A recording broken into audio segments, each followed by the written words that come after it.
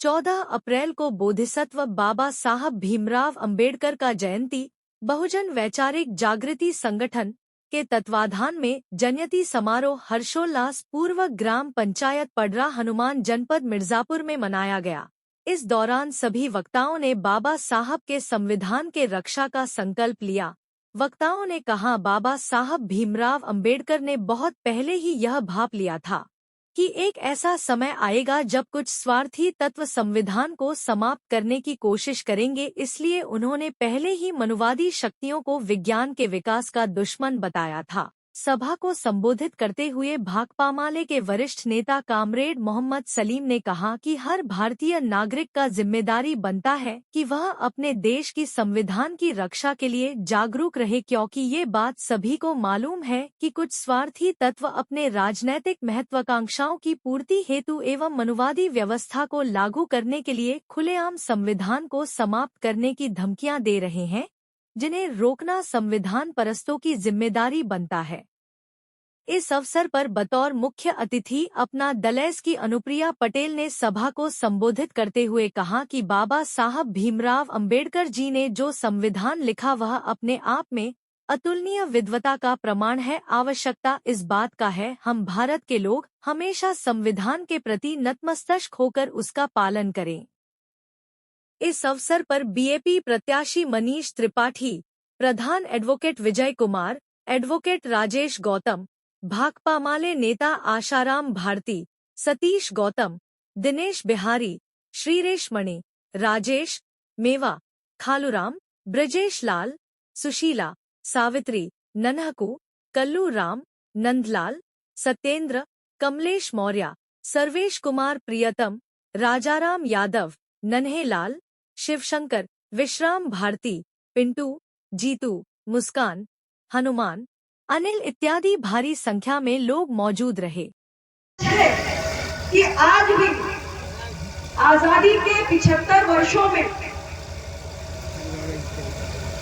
हमारे देश में, देश के अनेक हिस्सों में ऐसी घटनाएं सामने आती हैं जहां किसी दलित समुदाय से आने वाले किसी नौजवान को उसके विवाह के अवसर पर घोड़ी चढ़ने से रोका जाता है, या दलित समुदाय से आने वाले किसी व्यक्ति को पूजा स्थल में प्रवेश करने से रोका जाता है।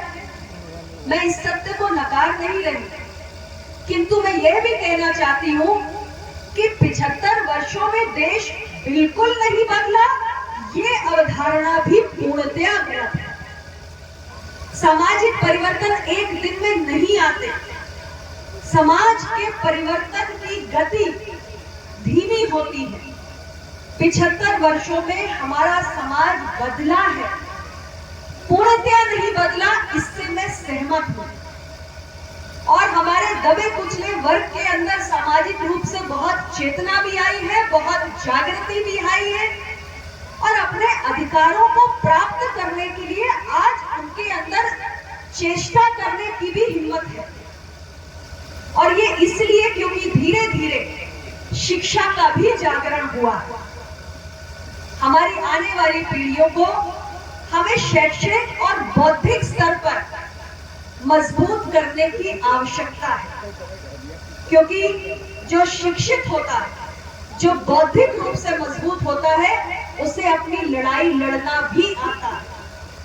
तो बाबा साहेब के इस अत्यंत महत्वपूर्ण संदेश को हम जरूर ग्रहण करें और शिक्षित होकर सामाजिक समानता के संघर्ष को हम और तीव्रता प्रदान करें। आज के दिन पे हम सबका यही संकल्प होना चाहिए। आज हमारे युवाओं का भविष्य उज्जवल हो, ये जरूरी है, लेकिन महज हम सरकार की ओर देखें, ये आवश्यक नहीं। आज का जो परिवेश इसमें हम जी रहे हैं, ये बदलता हुआ युग है और बहुत तेज गति से आगे बढ़ती हुई दुनिया है, जहां अवसरों की भी प्रचुरता है। और ऐसे में केवल सरकारों पर निर्भरता का हमारा नजरिया, हमारा दृष्टिकोण नहीं होना चाहिए। हमारे युवाओं को शैक्षणिक रूप से मजबूत होने के साथ साथ अपनी क्षमताओं का विकास करना चाहिए। हम जितनी तेजी से अपनी क्षमताओं को और ज्यादा आत्मविश्वास भी बढ़ेगा और हम स्वावलंबी भी बनेंगे और एक बेहतर जीवन जिसका हमें हक है वो भी हमें प्राप्त होगा।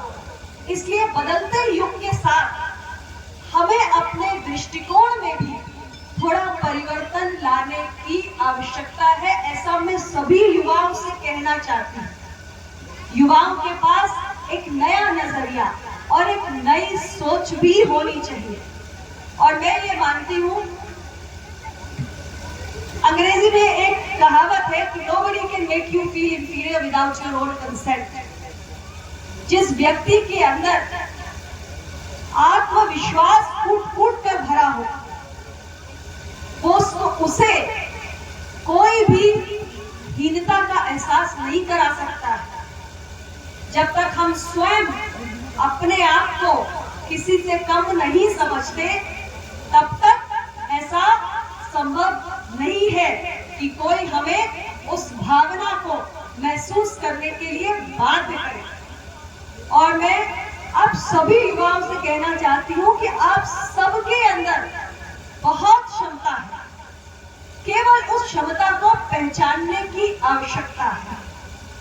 देश के जो बड़े मसले हैं उन पर संघर्ष हमारा जारी रहेगा, लेकिन उसके साथ साथ इस बदलते हुए युग में एक नए दृष्टिकोण के साथ युवा आगे बढ़े, ये भी जरूरी है। एक विषय मोहम्मद सलीम जी आप उठा रहे थे, जातीय जनगणना। मेरी पार्टी निरंतर कास्ट सेंसस की वकालत कर रही है। हम भी मानते हैं कि देश में विभिन्न जातियों की गणना होनी चाहिए और इसके लिए निरंतर हम अपनी बात को मजबूती से रखते भी हैं, क्योंकि जब देश में जातीय जनगणना होगी, अलग अलग जाति समूहों के प्रामाणिक आंकड़े सरकारों के समक्ष आएंगे, तो हमारा ये मानना है कि बेहतर नीतियों का निर्माण भी होगा। क्योंकि जो सबसे ज्यादा वंचित है, सरकार को सर्वाधिक उसके पास पहुंचने की आवश्यकता है और ये करने के लिए हमें प्रामाणिक आंकड़ों की आवश्यकता है, जो कास्ट सेंसस से ही संभव है। तो इन सारे विषयों के लिए भी संघर्ष जारी है, लेकिन साथ साथ जो मैंने आपसे कहा कि आज हम बाबा साहेब को याद करने के लिए यहाँ पर आए हैं और बाबा साहेब को जब हम याद करते हैं तो बाबा साहेब के वो विचार जो किसी जमाने में उन्होंने दिए वो आज भी प्रासंगिक है।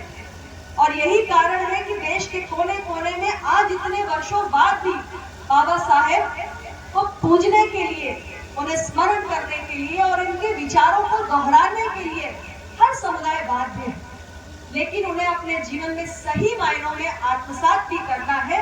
आज के दिन पे ये हमारा संकल्प होना चाहिए। पुनः आप सभी की ओर से परम पूज्य बाबा साहेब को नमन करते हुए अपनी बात को समाप्त करती हूँ। बहुत बहुत धन्यवाद। बेटे को घोड़ी पर बैठने के लिए हत्या कर दी जाती है। आज घड़े से पानी पीने पर स्कूल में पीट कर मार दिया जाता है। ये आजादी के 76 साल बाद है, संविधान में अधिकार दिए जाने के बाद है। आज भी हमारे इस प्रतियोगी परीक्षाओं में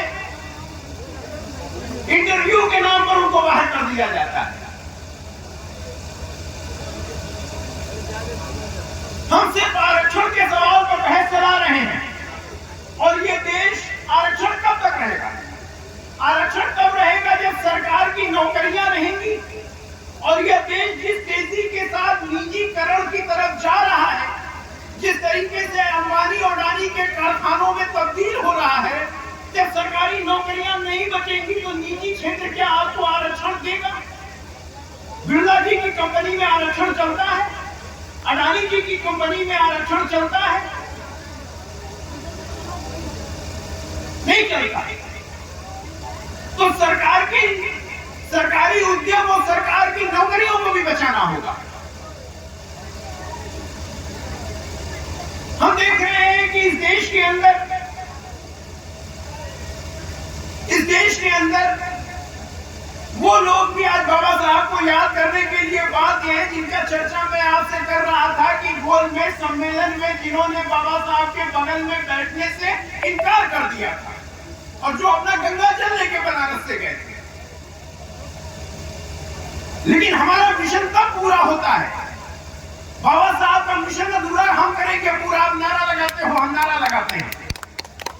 हमारा मिशन तब पूरा होगा जब 22 प्रतिज्ञाएं पढ़ने पर इस देश में मुकदमा नहीं लिखा जाएगा। इस देश की सरकारें मुकदमा लिख दे रही है 22 प्रतिज्ञाएं पढ़ने पर। इस देश के अंदर राजेंद्र गौतम जो दिल्ली के मंत्री थे, आप सरकार के मंत्री थे, 22 प्रतिज्ञाएं एक कार्यक्रम में पढ़ने पर उनको मंत्रिमंडल से निकाल दिया गया, बर्खास्त होना पड़ता।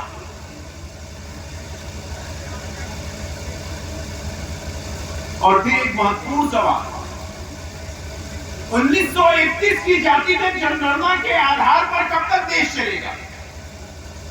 मेरे ख्याल से मंत्री महोदया भी मुझसे सहमत होंगी कि आपकी सरकार जातिगत जनगणना क्यों नहीं कराती है। जातिगत जनगणना कराओ इस देश के अंदर, ताकि ये पता चले कि दलितों और पिछड़ों की आबादी कितनी है और जितनी आबादी है उतनी हिस्सेदारी देनी पड़ेगी।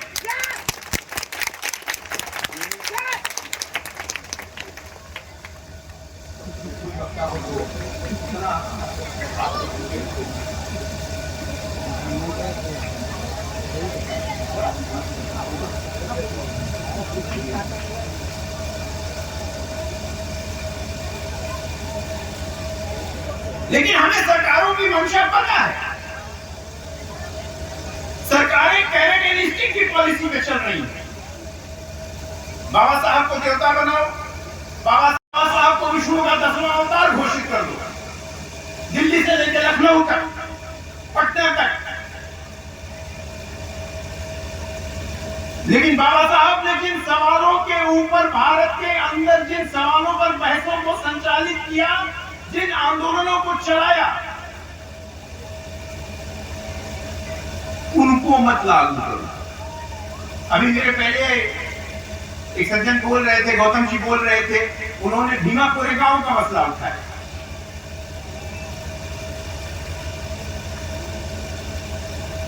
आज भीमा कोरेगांव का मसला उठाने पर इस देश के कुछ लोगों को जेल भेज दिया जाता है। 22 प्रतिज्ञाएं लेने पर मंत्रिमंडल से बर्खास्त कर दिया जाता है। भीमा कोरेगांव का मसला उठाने पर जेल भेज दिया जाता है। बाबा साहब ने महातालाब मुक्ति आंदोलन खड़ा किया, पानी के अधिकार का सवाल, और आज पानी पीने पर पीट कर दलित बच्चे को मार दिया जाता है। दलित का बेटा घोड़ी पर बैठते नहीं जा सकता। हद तो यह है कि मध्य प्रदेश के अंदर एक आईपीएस अधिकारी अपनी बारात निकालने के लिए प्रशासन से सुरक्षा मांगता है। सुरक्षा मांगनी पड़ती है आईपीएस अधिकारी। हम एक ऐसे समाज में रहते हैं, समाज की असलियत को पहचान लीजिए, जान लीजिए कि ये समाज बदला नहीं है, इसकी सरांध नहीं गई है, इसके अंदर की जातिगत नफरत नहीं गई है। ये आज भी आपसे उतना ही नफरत करता है जितना ये 1910 में आपसे नफरत किया करता।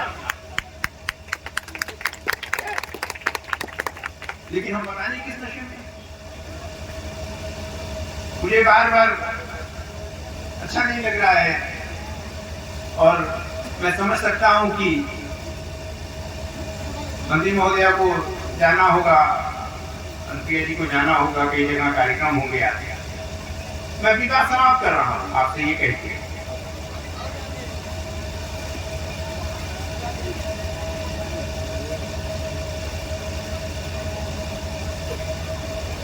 अभी एक सज्जन जो बोल रहे थे, वो कह रहे थे कि इसके पहले दलितों को मरे हुए जानवर का मांस खाना पड़ता था।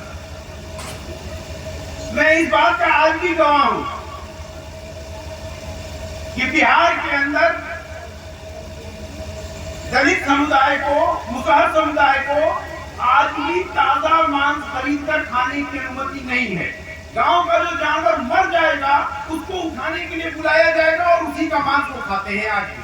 और मैं इस बात का गवाह हूं, मैंने देखा है। जिंदाबाद, जय भीम, जय भीम, जय जोहार, लाल साहब।